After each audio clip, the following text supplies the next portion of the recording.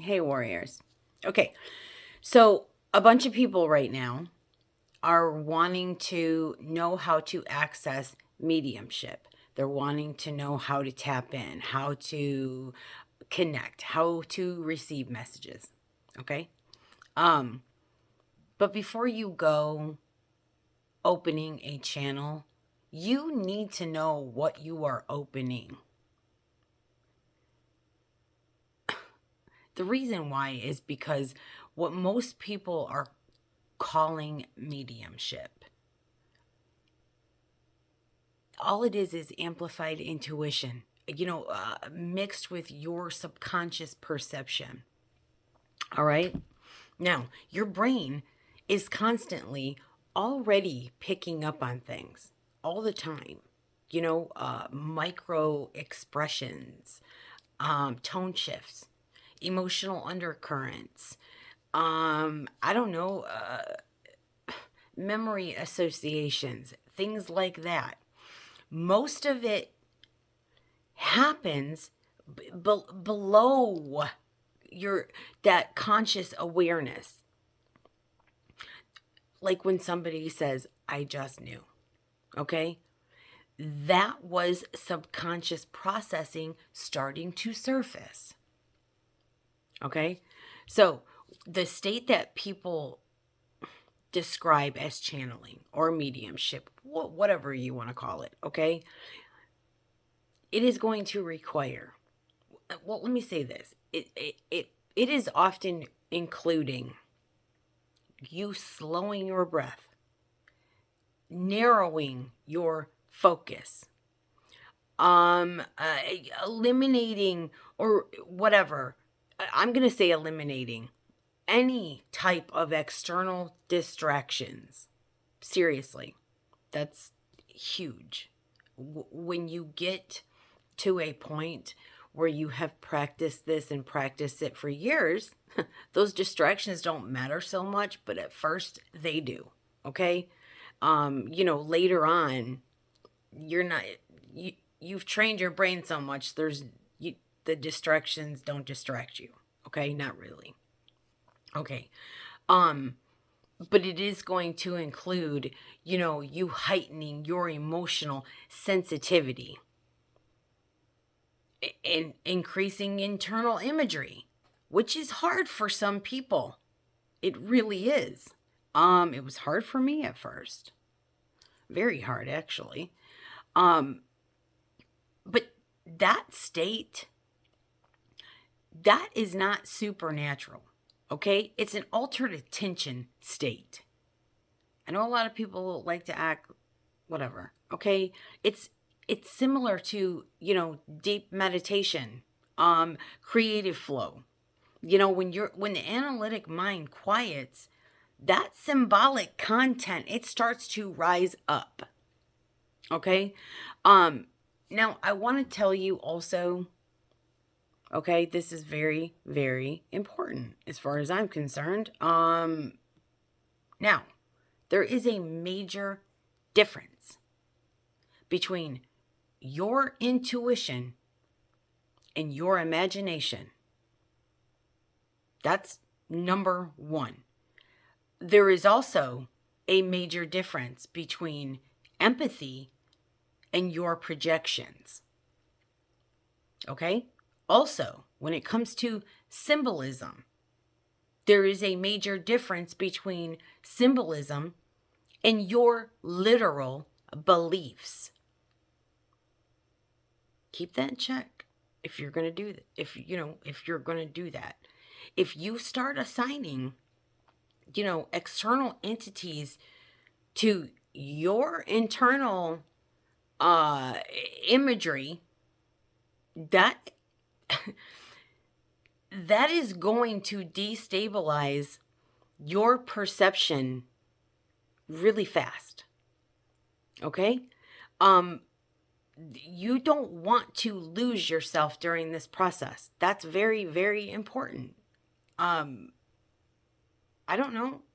You want to increase that awareness while you are grounded and staying grounded. All right? If someone wants to, I don't know, whatever you want to call it, explore their sensitivity, there is a healthy way to go about it. Okay? Practice stillness daily. Journal any impressions, without labeling them, without judging them as messages or whatever. Just journal, okay? You want to strengthen your emotional regulation, and as far as I'm concerned, that is, besides staying grounded, staying physically grounded and strengthening your emotional regulation, I'm going to say, is the most important things. All right? Now, you need to sleep, eat, move. And instead of asking while you are in a channeling who is speaking, okay? Ask yourself, what part of my subconscious is surfacing? That question is going to keep you integrated, and that's where you need to stay, especially, well, always, but you know what I mean. It's imperative that you do this in the beginning. Now let's talk about why people feel naturally psychic. Number one, it's because we are. That's number one. Okay? But highly intuitive people, they usually have like a strong pattern recognition. Very high empathy. Most of them have a trauma, we'll say a trauma adapted vigilance, okay? Strong imagination, strong grounded imagination, all right? An emotional attunement. That combination right there, if this is you, okay, it can feel paranormal, but it's very human, actually, okay? And it is very powerful when it is grounded. I mean that. Now, the truth about opening up, let me just say that the more dysregulated someone is, the more likely, well, we'll say the more risky it is, okay, to seek altered states. Please understand that. And if you don't, if you're not very regulated, be honest about it with yourself. Seriously. I'm trying to give you guys good advice. I could sit here and spill out a bunch of bullshit. Some mystical, paranormal bullshit. Okay? But that's not going to do you any favors. Probably get me better views, but it's not going to do you any favors. All right? So I'm trying to stay real here.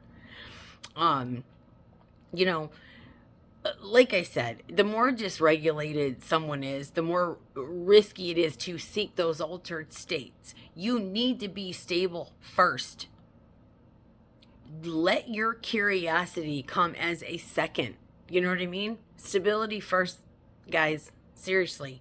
If expanding awareness is making you feel detached, superior, isolated, I don't know, you know what I'm saying, or if it's making you feel fearful or obsessed, if you are becoming obsessed with this whole psychic thing, that's a major imbalance. I'm sorry, but it is. And A true intuitive development is going to make you feel more you, more grounded, more compassionate, more regulated. It's going to make you more connected to your real life. Okay? So I mean that, guys. Don't try to contact somebody outside of you. Learn to listen to what's already happening inside you. Okay? That's where you start. I'm not saying don't ever try contacting somebody outside of you. I'm saying at first. That's where you need to start. Please. Okay? You want to learn to listen, like I said, to what's going on with you. Your nervous system, your pattern recognition, your subconscious memory, your empathy. That right there is the true gateway. Believe me or don't believe me. The strongest intuition is the kind that keeps you stable and grounded. I'm going to shut up about it now, but that right there is the truth. I love you.